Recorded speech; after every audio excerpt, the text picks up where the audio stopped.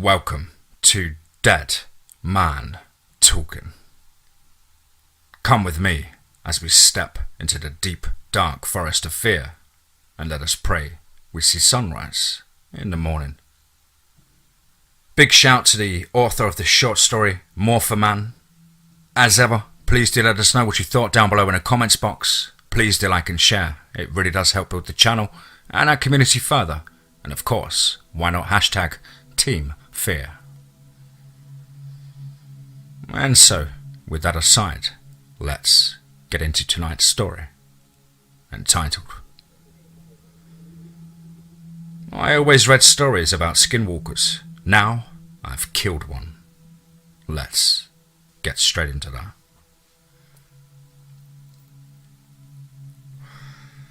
I've always read stories about skinwalkers. Now I've killed one.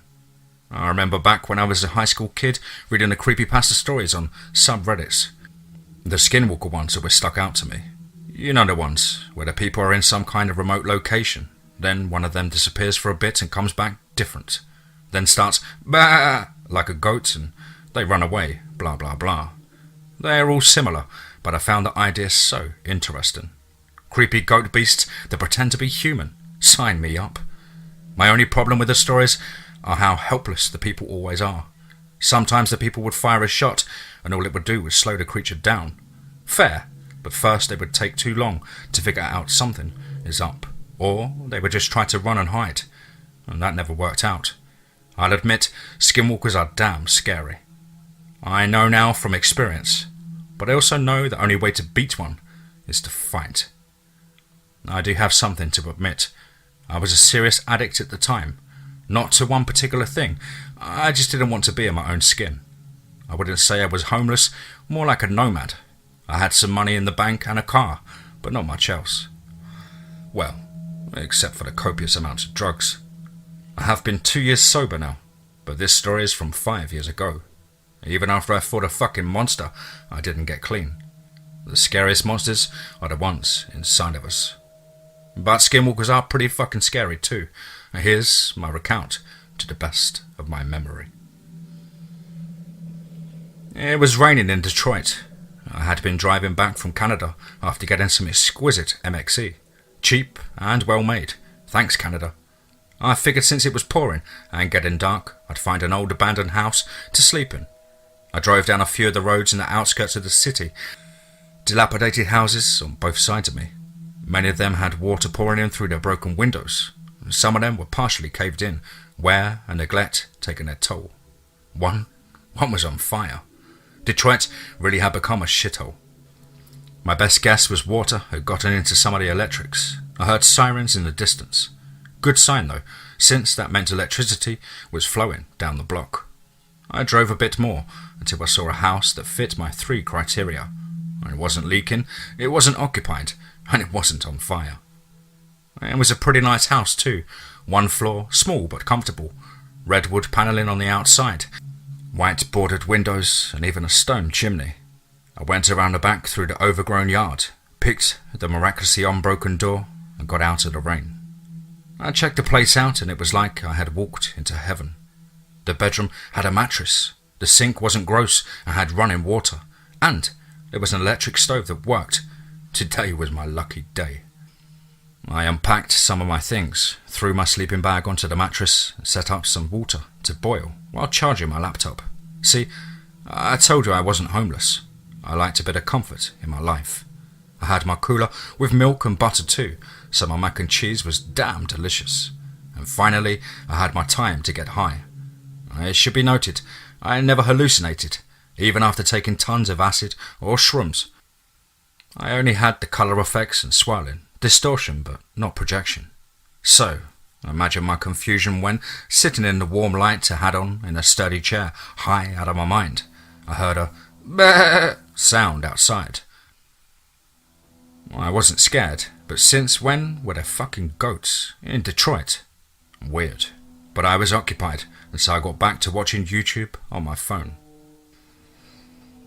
Come morning, I woke up to find it was all still raining. Great.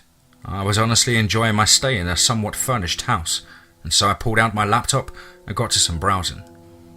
Of course, I helped myself to ingesting a bit more MXE, plus a bowl or two, and I was quite content. And then I heard a knock on the door. Fuck! Weed always makes me paranoid, and while it was slightly negated by the MXE, being in a house I had technically broken into put me on edge. I hope to God it wasn't the police, but I answered the door nonetheless. There stood a man, soaking wet and clearly high. I thought, hey, unless this guy shanked me, we could be best buddies. He wasn't intimidating, a bit shorter than me and scrawny, with unmatched shoes a size too big and uncut, scraggly hair. Hey boss, help a guy out of the cold and rain for a bit? I said sure. Who was I to say no? It wasn't my house, and we exchanged some pleasantries as he came in. I don't think he was in any state of mind to determine that the house had clearly been abandoned, but even if he was, he didn't say anything. He just sat down in a chair and rode whatever wave he was on. I continued my own browsing, taking a bit more MXE out of sight from him and then offering him a smoke. He happily obliged. I figured another druggie wouldn't care to steal some guy's weed, but a white powder? Even I'd steal that if I saw it. A few hours passed and the rain let up. He thanked me, got up and left. Another human interaction with no trouble, a win in my book. And since it was around 5, I made myself a cup of ramen and continued on with my never-ending journey of dousing my self-loathing with chemicals. I threw down a cheaply acquired Robitussin to add to my high and waited for it to hit. Once the hour of waiting was up, I felt the new sensations flowing through my veins and lay down to get through a bit of nausea. As I was lying there, something passed through my peripheral vision outside. It almost looked like a goat. I wasn't going to be getting up unless the bed under me was on fire, and so I stopped caring. And then came the bah again. My mind, neurons now shooting quickly in succession to recognize any pattern, went right to the stories of skinwalkers. I vividly remember everything, and a part of me, a small part, wished that I was dealing with one. I fantasized about being in the woods, seeing a friend come back as something wrong. I went through the possibilities, how I would handle it. Plans and plans ran through my brain, setting wild booby traps, shooting it with a machine gun, and many more I don't remember. Eventually, I fell asleep. The next day I felt like absolute garbage. My stomach couldn't handle an entire bottle of cough syrup like it used to. Now I know that I was getting stomach ulcers, but I was still in the midst of my addiction then, so I didn't really care. I drank some milk and took an Alka-Seltzer, popped a few Xanax and passed out for the next 16 hours. I woke up to a loud knocking on the door. I tumbled out of bed and headed to the door and then noted it's pitch black outside, raining again, and I don't actually live here. Who the fuck could that be? I got to the door and tried looking through the peephole but couldn't see a thing. And then I heard the knocking again, loud and fast, like it was an emergency. I popped back to where my bag was, grabbed my admittedly crummy old gun and pocketed it. And then I opened the door. There stood the man from the other day, drenched again, looking down at the ground. I asked him if he was okay, and he slowly turned his head up. He locked eyes with me, and a shiver went down my spine. Something was different. Hey, boss, help a guy out of the cold and rain for a bit. He said as he did the first time, but the slur of his words was gone, and his voice had this strange nasal sounds to it. Against my better judgment, I let him in. He walked rigidly now, much less talkative, and he sat down where I offered and just stared at me. Like I was something novel, like I was something different. I packed and lit a bowl since he was seriously making me uncomfortable. Then I offered it to him.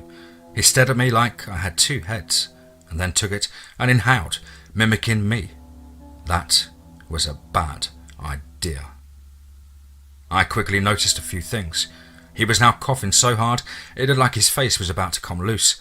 And then it did. Like a kid wearing a Halloween mask that slid to one side, his pupils turned into rectangles, and his hands had ripped open, peeling back like banana peels, revealing claws. I had just gotten a skinwalker high. I stared at it, dumbfounded for a second, before the primal part of me took over. I don't know how I pulled it off, but my brain fired the emergency switch. I ran to the bedroom, grabbed my bag with everything in it, crushed up an Adderall, snorted it, refocused, ran back to the entry, and saw the goatman/skinwalker, who was now freaking the fuck out and bah all the time. Bony protrusions had cracked up through his spine. His clothes had almost ripped entirely off. The beast's chest, now a hulking mass of muscle, pulsating with anger, growing larger by the second. I ran past and booked it to my car. I threw my shit in the car and my brain was on ultra speed. Would driving work? No. Those things always catch up in the stories. A gun? Not my piece of shit. Fire. Fire would work. I grabbed my spare can of gas from my car. It's cheap gas in Canada. Stock up while you can. I booked it back and hoped to God that the thing hadn't regained its senses. When I entered the door, I realised it had, and it was pissed. The now hooved monstrosity charged right at me, swiping with its claws. It grazed my side, sending searing pain through my synapses. I barely managed to hold on to the can of gas and tumbled into the bedroom, directly onto the bed. I was apparently bleeding more than the pain was telling me, because I slipped a bit in a puddle of my own blood trying to flee the opposite side of the bed, away from the monster now barreling through the doorway. I flipped the mattress with my sleeping bag up and the thing started shredding it. It was making unholy screams now, like an elephant was giving birth to a goat that was being mauled by a lion. I managed to pour the gas onto the mattress with one hand, bracing the mattress between myself and certain death right behind it. The goat beast didn't seem to care, getting covered in gasoline, mattress material and sleeping bag foam. I let back on the mattress a little, just enough for it to push forward hard, and then I pushed back harder, so hard I broke my wrist, so hard I sprained both ankles. It didn't expect the life and death Hulk strength and flinched for only a second. But I used that second of fear and drug-induced time dilation to smash through the window behind me. Without even thinking, I flicked open my lighter and threw it into the window. And within a second, the room was up in flames.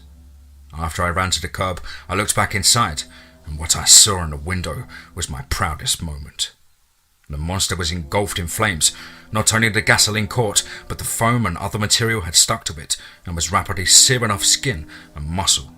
The thing was screaming, and it was dying, and it was the most metal thing I had ever seen. I took a sigh of relief and then noticed a cool feeling on my leg. I looked down to find an absurd pool of blood underneath me, and then the pain hit and I passed out. I woke up in hospital. Apparently firefighters had found me. I told the police a semi-lie about me being a squatter and having someone come at me with a knife, and when I was out they must have started to fire.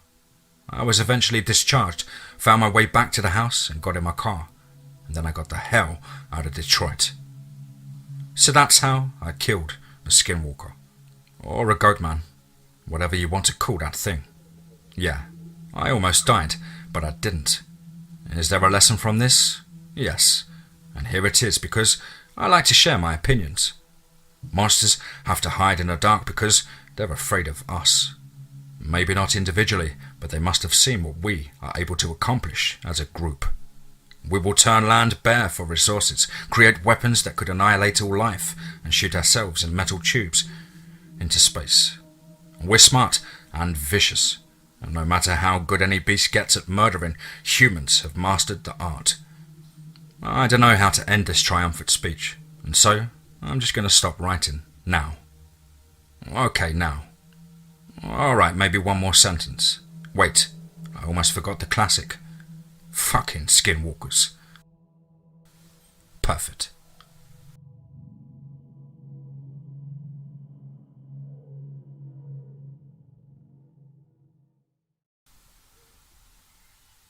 The Cryptid of Rush Springs.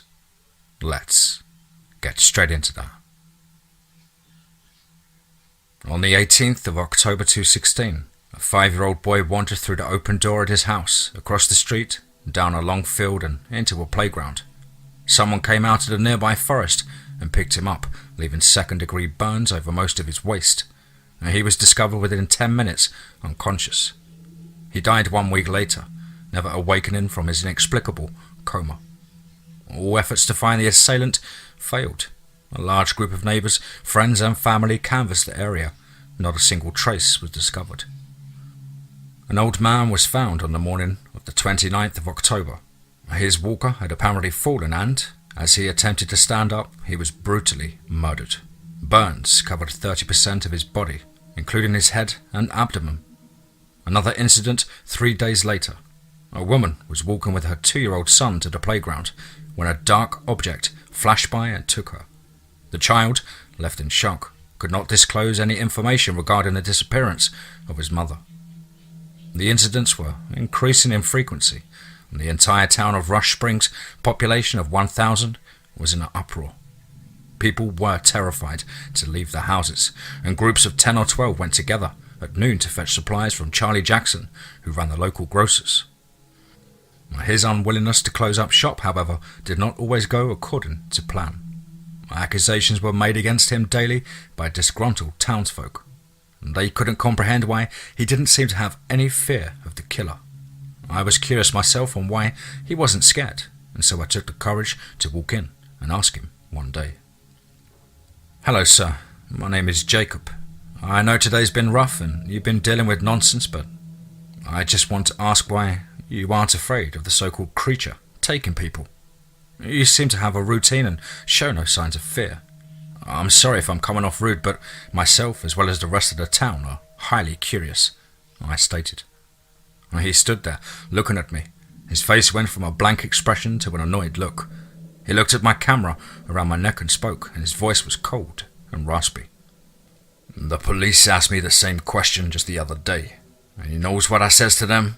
I says I've been working here for 35 years, never missed so much as a day. The day I stop working's is the day I die." His response never seemed to be adequate.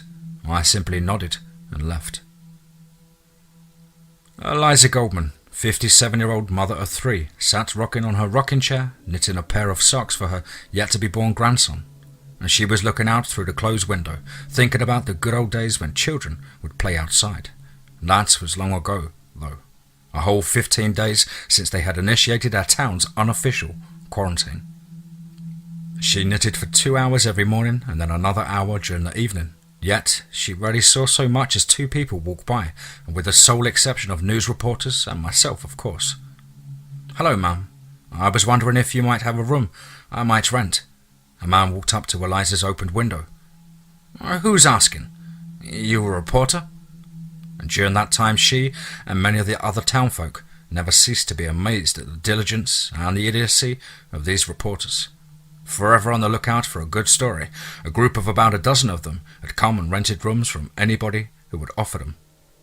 Every day they waited for another crime, barricaded in the houses with their gracious hosts. "No, ma'am."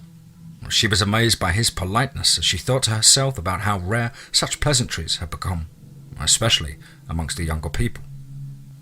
"Well then, what are you?" Her voice was as grouchy as ever, perhaps even slightly more so. "I'm Jonathan Vandermeer, ma'am. I'm a scientist from New York." "You don't look nearly old enough to be a scientist, son. Where'd you say you was from?" "New York, ma'am. I've come to study whatever this is that's been A brief pause. His politeness forbade him from speaking about murder or killing during small talk. "The criminal, ma'am. That's been responsible for whatever has been happening around here." "And what do you want with me?" She started to get a nicer sound to her voice. It pleased her that he was so polite and handsome, even though she obviously was not. "I've looked all over town, ma'am. There doesn't seem to be one person in town with a spare room. A man, Mr. McKay, I believe, said that you might have a spare room, or a den." Her angry face gave way to a smile. Not a very big smile, nor a noticeable one, but a smile nonetheless. "Yeah, I've got an attic. It needs to be cleaned out. Tell me, Mr. Vandermeer," he interjected. "Mr. Vandermeer, can you work for your keep?" "Oh, yes, ma'am. I can do just about anything you like." His politeness began to mildly diminish as he saw her face become friendly. "My husband died 3 years ago. There is a lot around here that needs fixing. If you can fix it, I suppose you can stay." Jonathan thanked her graciously before walking back to his car to fetch a few belongings he had brought with. She got out of her chair and welcomed him into her house. As she led him to the attic, she questioned him. "And just how long do you plan on remaining around here, Mr. Vandermeer?" "Please, call me John. I'm afraid I can't say exactly how long, yet. Do you have a date by which you'd like me to leave?" "No, just so long as you can work for your keep. If you don't mind me asking, just what do you think is responsible for all of this? Surely it can't be a man like they say." "You're a smart woman, Mrs. Goldman. I believe that you are absolutely right. It cannot be a man. A few things just don't add up. For one, why do most of the survivors always end up in a coma?" "Is this all that you brought?" She had noticed his lack of luggage, with the exception of one large briefcase. "I have some equipment in my car." "And how did you find out about what was going on here?" "I read a few newspaper articles about the occurrences here, but one in particular caught my attention. They had reached the attic a few seconds earlier, in which there sat a mattress on the floor in a pool of dust. Spiders were quite apparent throughout the entire room." He pulled a newspaper out of his briefcase after putting it down on a night table beside the adjacent mattress. Eliza read the headline, "Wendigo in Rush Springs kills 12. She laughed for only a moment before recomposing herself. "This is what you believe, Mr. John?" "No. A Wendigo attack wouldn't account for the coma. While I do believe it to be a cryptid, I don't—" "Cryptid?" questioned Eliza. An animal claimed to exist, but without scientific proof that it does. As I was saying, I don't think that it is a Wendigo. In fact, the idea of it being a Wendigo is preposterous. There needs to be some form of toxin that would lead to the coma and, eventually, death. But I just can't figure it out. I can't figure out the burns." They continued for a few minutes before John ended the conversation. It was becoming quite obvious that Eliza was becoming uncomfortable, and he didn't wish to offend her on his first day under her roof. He suspected, rather, he was certain, that she had lost at least a friend or two in the attacks of the preceding weeks. In such a small town, surely everybody had lost somebody. I had jolted awake to the sound of screaming coming from outside. I rolled out of bed without hesitation to grab my camera. As I ran downstairs, I struggled pulling my pants onto my waist. My mother, who was also up, told me to stay inside, but I did not hear her as the sound of my ever-so-beating heart drowned out her despair. I made my way out into the brisk November air, running down the street as fast as my feet could take me. It seems I wasn't the only one who was awoken by the piercing screams. Looking around while I ran, I could notice several lights being turned on from the houses lining up and down the street, as people made their way outside to observe what was going on. And from up ahead, I could see the hazard lights beaming off a semi-truck who was parked rather oddly, sideways in the road, whose tailpipe emitted large clouds of exhaust into the night. Once I made my way around the truck, I could finally see what had triggered those nerve-striking screams. A man lay dead, half of his body gone, in the middle of the road. It took my mind a second to fully see what I was witnessing, and without warning, I turned around to throw up the spaghetti I had only eaten 2 hours earlier.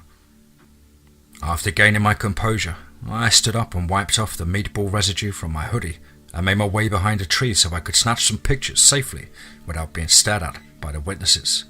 It will be behind there where I am safe. As I heard the onlookers conversing and seeing that the cops were making their way over the hill, I noticed something odd. His body was cut very roughly in half, as if he was tied to 2 horses and pulled apart. The blood trails led to the woods, and I noticed this, and I know for a fact the others did too. I started to snap pictures, one of his body, more from the trail that led into the woods. As the cops arrived, I made my way back a bit to give them space. I heard the commotion from one of the officers relaying back to his dispatcher. 313 to dispatch. I have another possible killing here, west towards Lawton, a mile past the Jones place. There was a long silence and staticky noises coming back from the radio. The dispatcher finally made contact and the two started talking. I then saw Sarah Miller standing by one of the squad cars wrapped in a blanket. Sarah was one of the first girls that I cried to after my dad had died. She was always there for me, and so I swiftly made my way around the end of the semi and up to the squad car to talk to her. "Hey Sarah, are you okay?" I asked. She looked at the ground and didn't say a word. I stood there for a moment thinking of what to say. All of these thoughts ran through my mind and my head, but none seemed to fit my mouth. I stood there in the cold before I blurted out without thinking. "You saw it, didn't you?" And she slowly started to look up at me. "So what?" she said.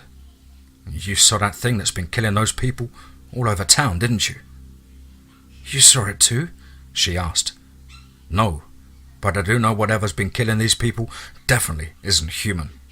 I've had my thoughts, but people seem to jump on those who think differently." Her voice shook more and more as she spoke.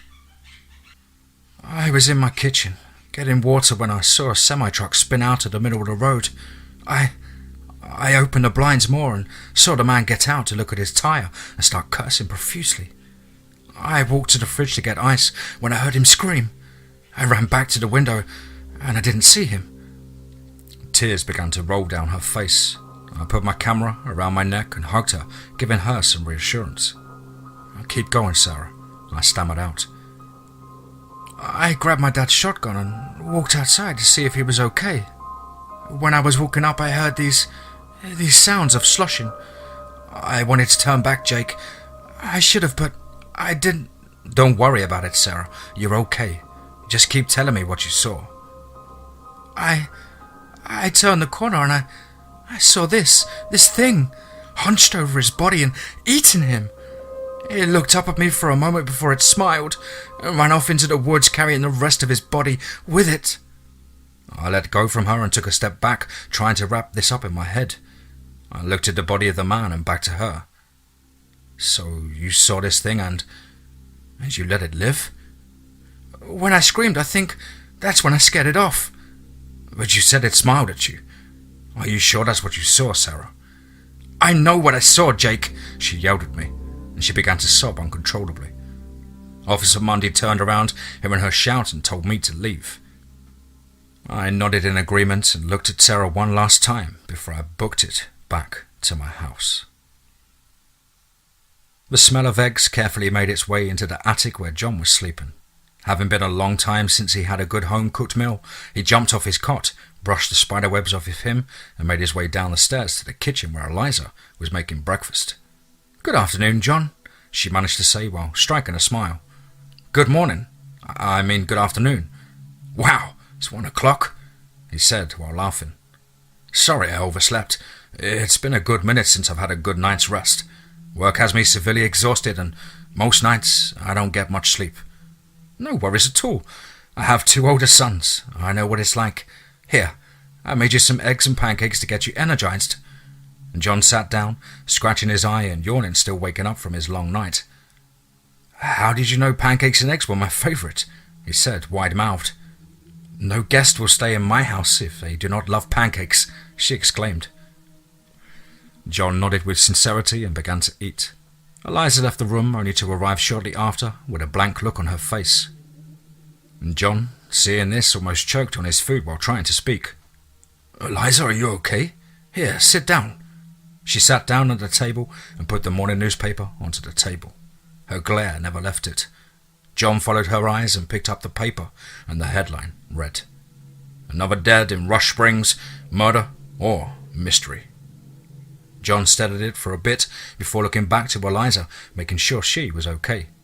He rested his hand on her shoulder and asked if she was okay. And she nodded, and he thanked her once again for the breakfast before grabbing his coat, telling her he'd be back shortly, and storming out the front door. As he closed the door behind him, he fidgeted with his seatbelt, pulling it on in frustration as it won't pull out. His breathing began to worsen, and he could feel his heart racing in his chest. He struck his steering wheel, then once again, and before he could beat it off the dash, his phone rang. He sat there while the vibration became an annoyance in his pocket, and he answered in anger. "What?" he yelled, still trying to catch his breath. "John?" The calming voice speaking back at him through the phone said. It was his girlfriend.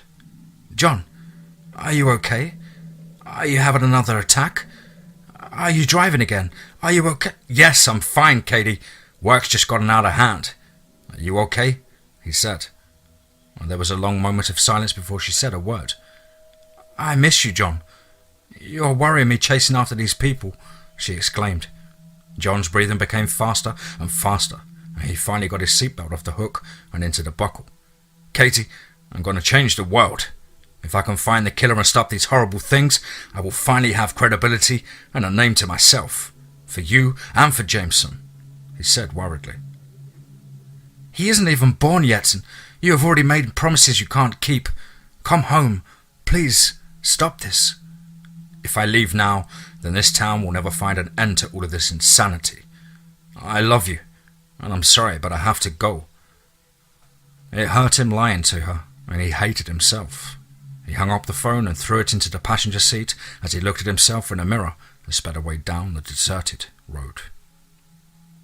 He made his way to the first and only intersection in town to see a large crowd of angry, unruly citizens protesting in frustration out front of the police department, shouting, "We want answers!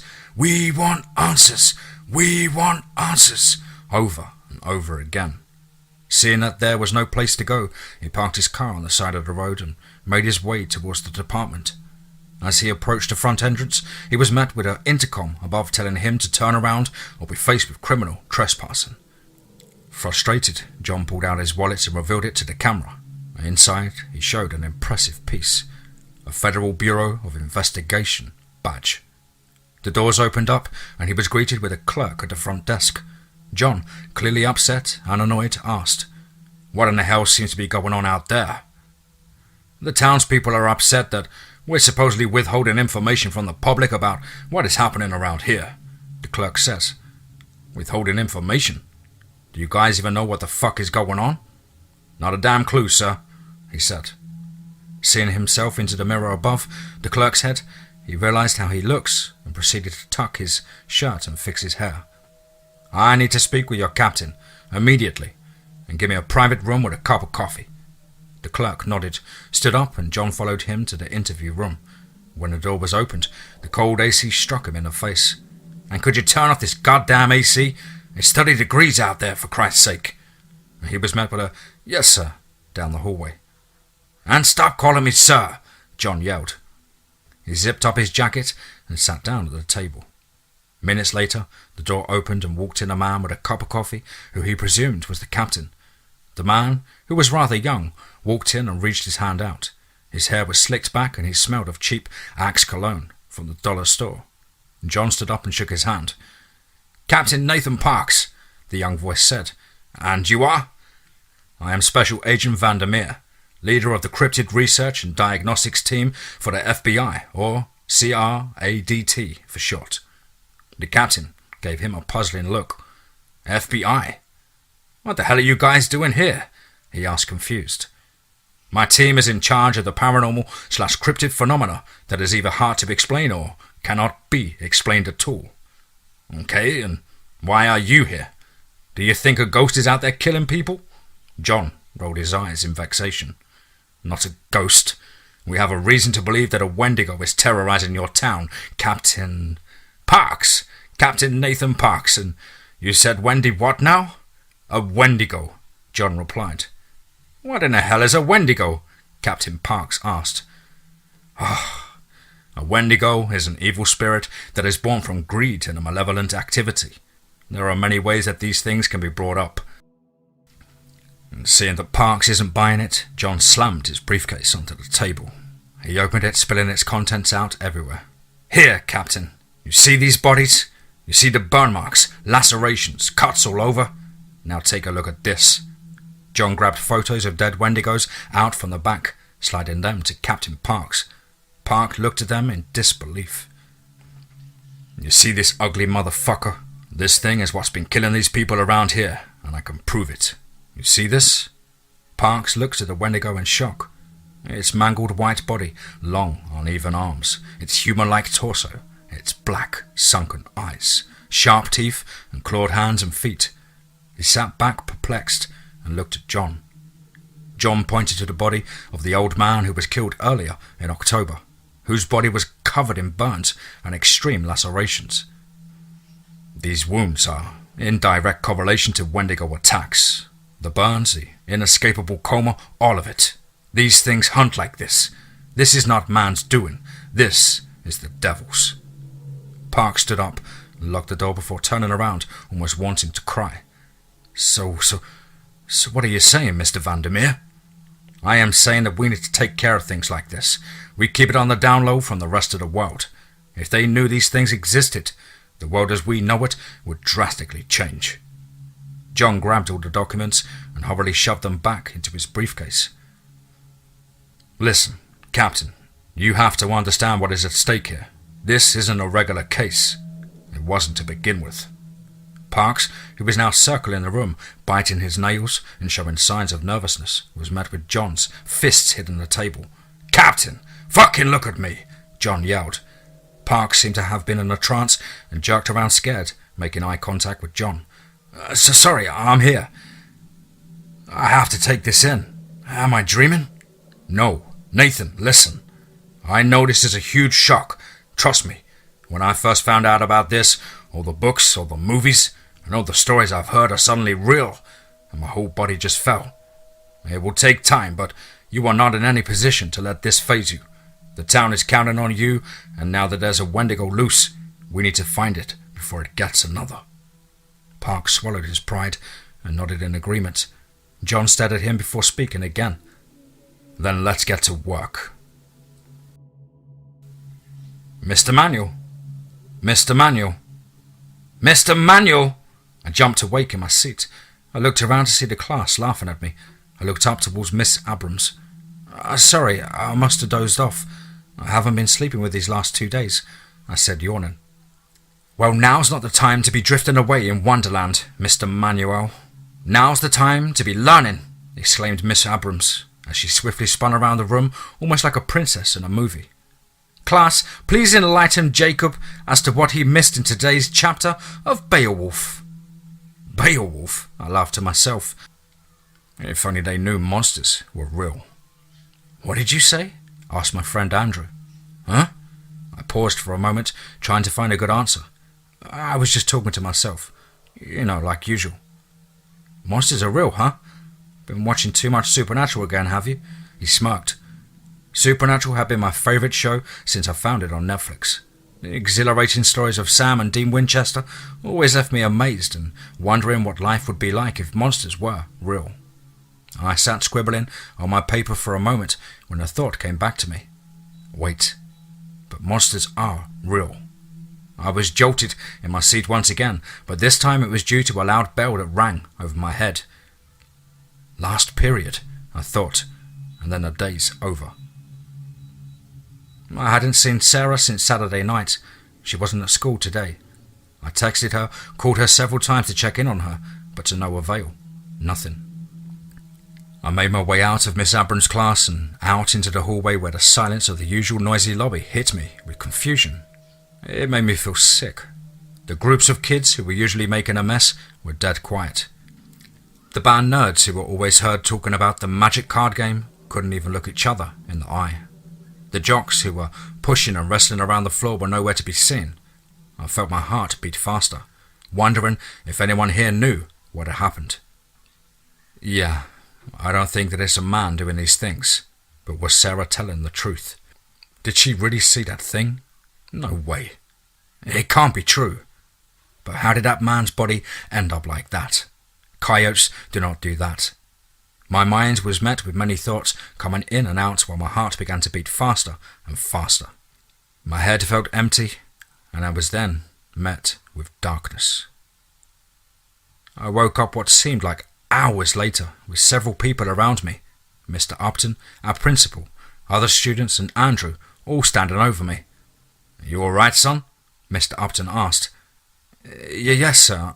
I'm okay. I just haven't had anything to eat today." That was a lie. Andrew was with me at lunch and he saw me scoff down a burger. He helped me up and asked me if I needed to see the nurse, and I simply said, no thank you, and that I'd get a candy bar from the vending machine. He gently nodded his head and walked away. "Dude, what the fuck was that about?" Andrew blurted out while pulling my bag from behind me. I pulled away annoyed and said, "Don't worry about it. I'm fine." "You lied to Upton and said you had an 8. I was with you at lunch, dipshit. What's really going on? Are you dying? Do you have cancer or something? I turned around as fast as I had fallen and got in his face. No, I don't have cancer, you idiot. Don't treat me like that, dude. Why are you being like this today? You wouldn't believe me if I told you, bro, I said. He looked at me, not just a regular look, but a look like a best friend of 10 years gives you. I've literally done so much for your dumbass. We've been through a lot of shit. I was there for you when your dad died. Why bring that up? I stopped him. I know you were. I'm just saying. This sounds stupid and you won't believe me. Try me, he said.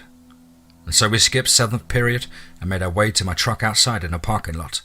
I unlocked it and we got in, and he immediately tried taking my aux cord to play music. I looked at him and slapped it away, unplugged it and threw it onto the dash. Dude, what the hell? You asked me what's wrong, and so I'm going to tell you. He looked at me and then agreeably nodded. Okay, so you know these killings that have been happening around town?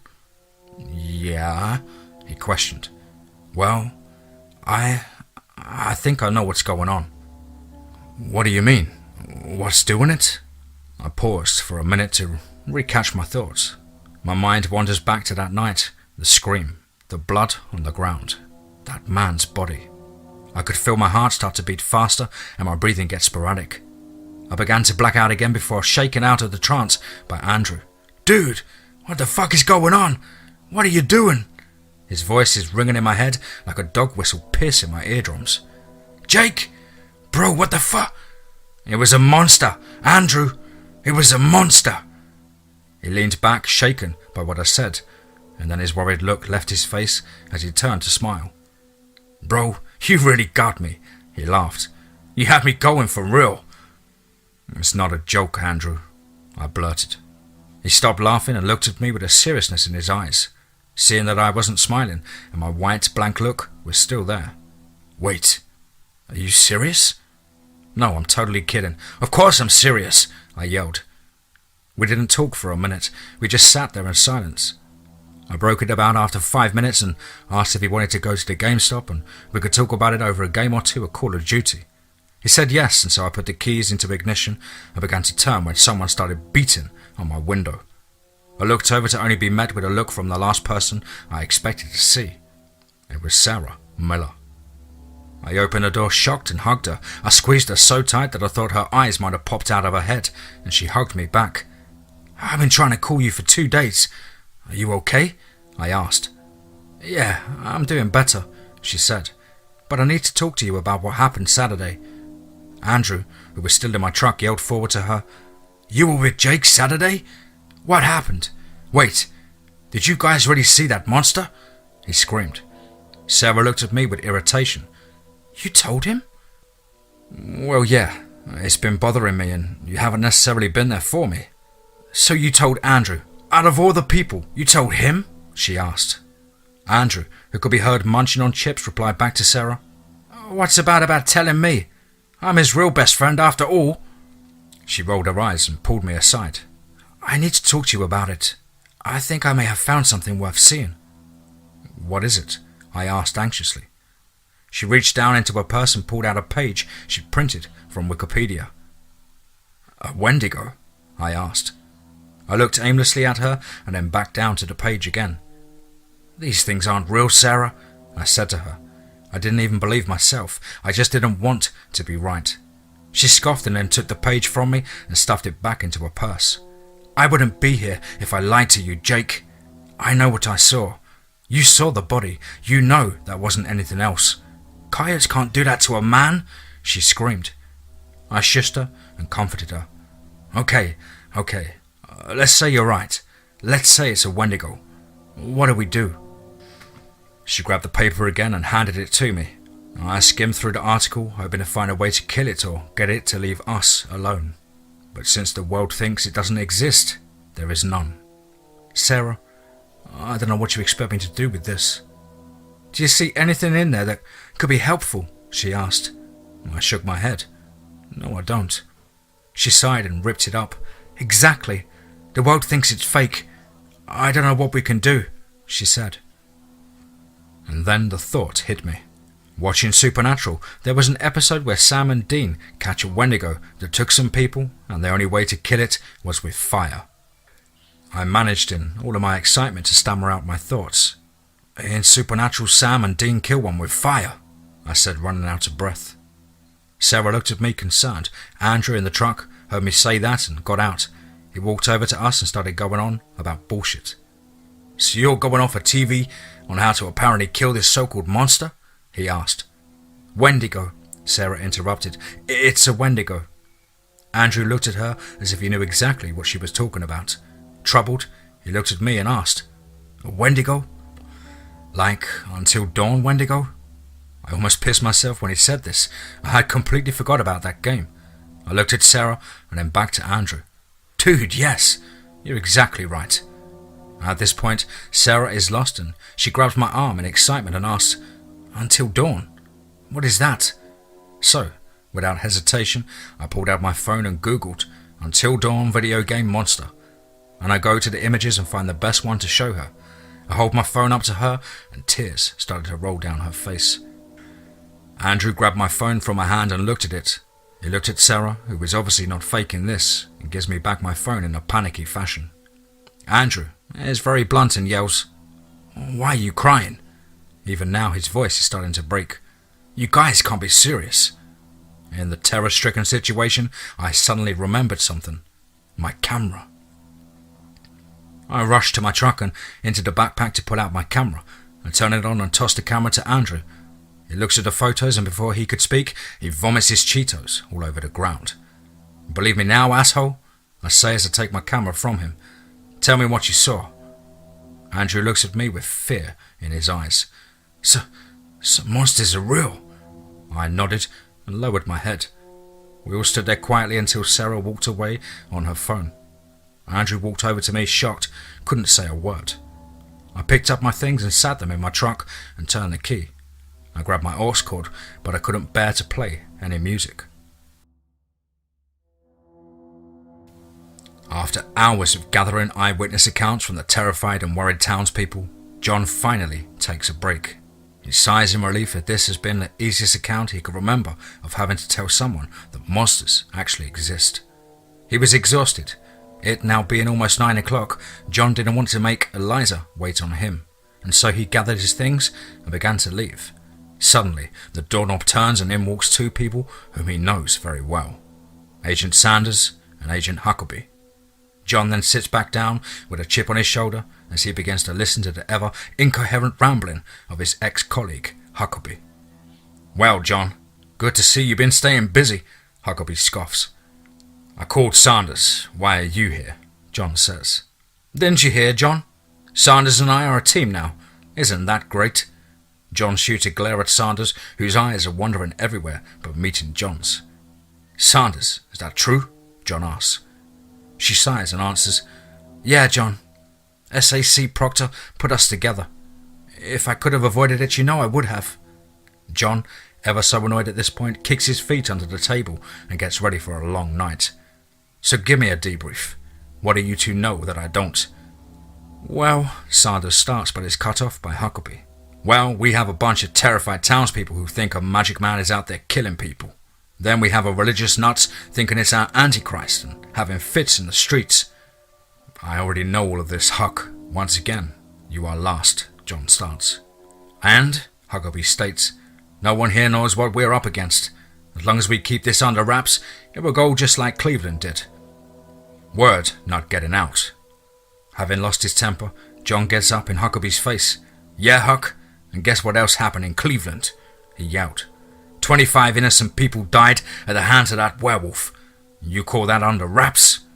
John pushes Huck back and storms out the door. In a furious fit, Huck followed arguing down the hallway.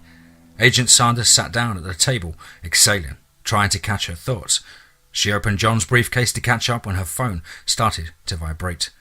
She usually keeps it off when she's working, but she noticed it was her stepdaughter calling. She thought about declining, but decided to answer since it's been a week since she'd seen her. Hey, baby. She was immediately interrupted.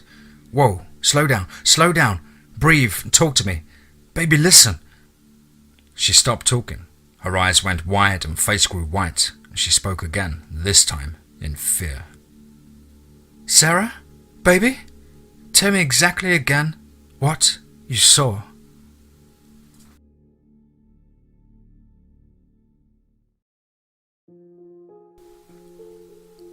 Wow. Excellent story there. Could feel that one building to a huge final. Big thank you once again to the author, JakobLmao, for allowing me to make a narration of this wonderful, wonderful story. As ever, guys, please do take time to head over to his Reddit, leave an upvote and possibly a nice comment. It really does go a long way for helping the authors build a presence on the Reddit's platform. And as ever, same drill as usual here, guys. Please do let us know what you thought down below in the comments box. Please do like and share. It really does help with the channel and our community further. And why not hashtag TeamFEAR. Keep calm out there, guys. Keep an eye out for the elderly and the less able. And above all, remember, be safe, not sorry.